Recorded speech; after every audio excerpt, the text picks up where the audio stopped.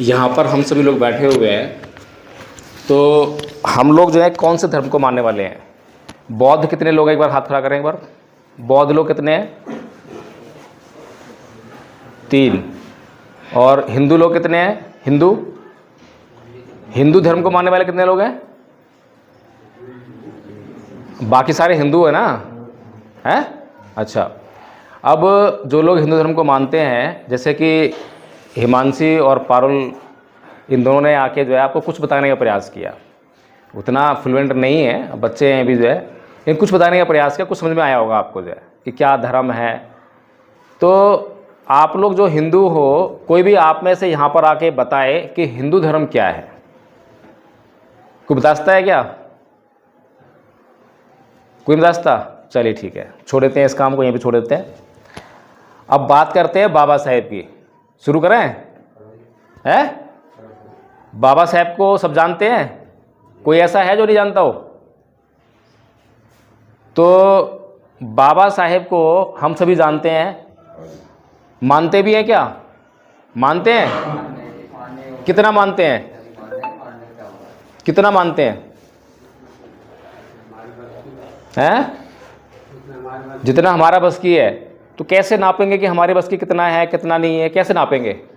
पैसे रुपए से, कि जब उनकी जयंती आए तो कितना पैसा हम खर्च कर सकते हैं, कितना दान दे सकते हैं, इससे नापते हैं? कैसे नाप सकते हैं? कोई बताओ, आप बताओ जरा।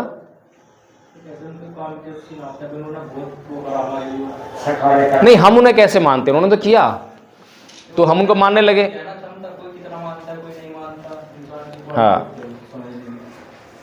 जी, देखिए ऐसा है, बाबा साहेब ने एक बात कही थी कि मेरी पूजा करने से बेहतर है कि मेरे बताए हुए मार्ग पे चलना।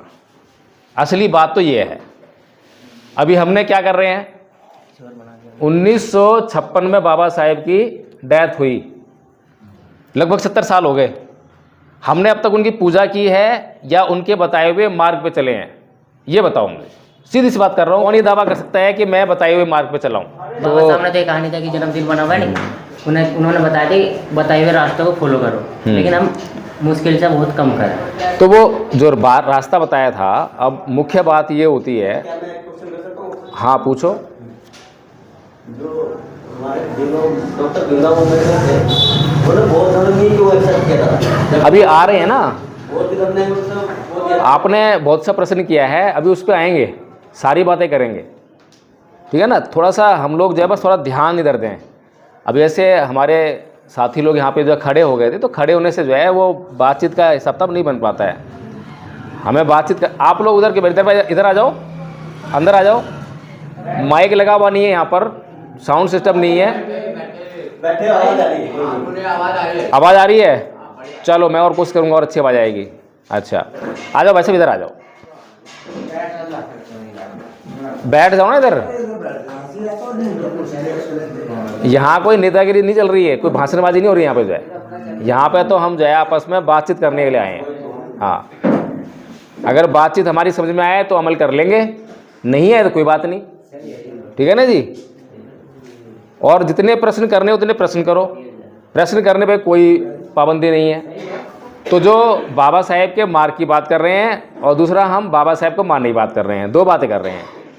तो मानते तो हम सभी हैं, कहीं ना कहीं मन में जो है उनके लिए इज्जत है, मान है, सम्मान है, श्रद्धा भी है।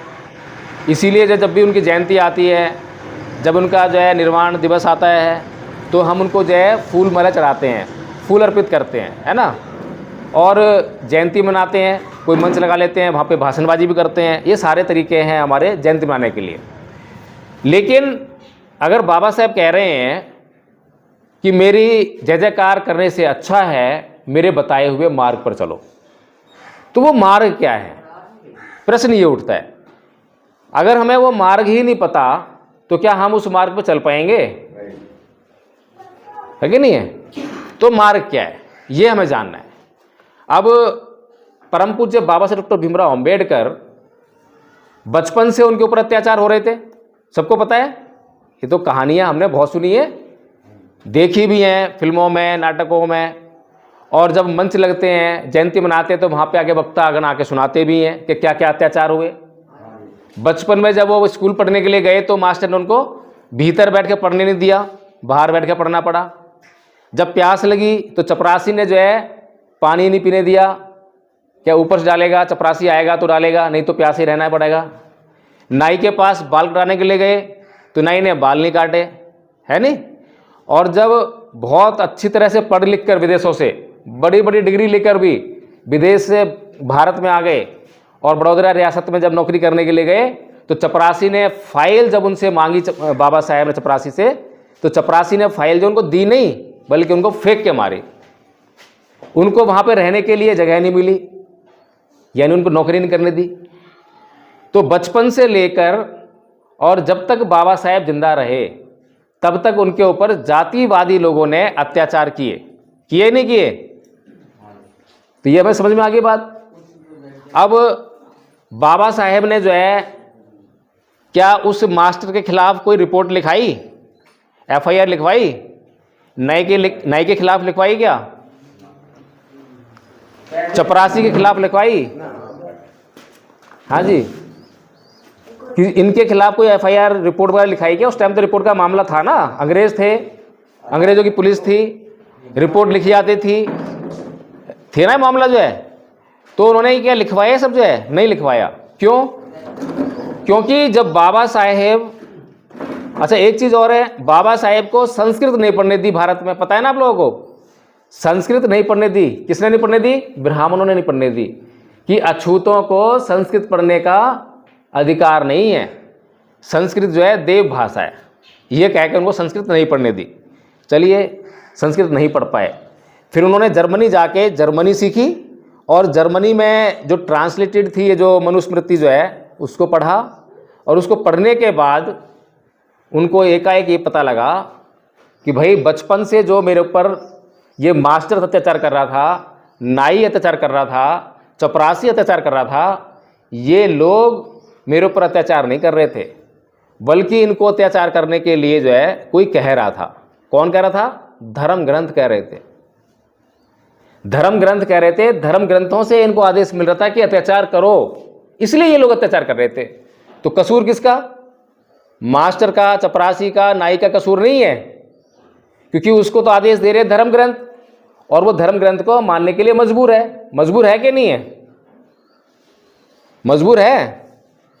भाई आप जब जो है मंदिर में जाते हो और मंदिर में जब आप कुछ सवाल करते हो, जैसे मैं आपको यह बोला कि आपको जितने भी सवाल हों वो सवाल करना, क्या यही बात जब आप मंदिर में जाते हो तो पुजारी से सवाल कर सकते हो?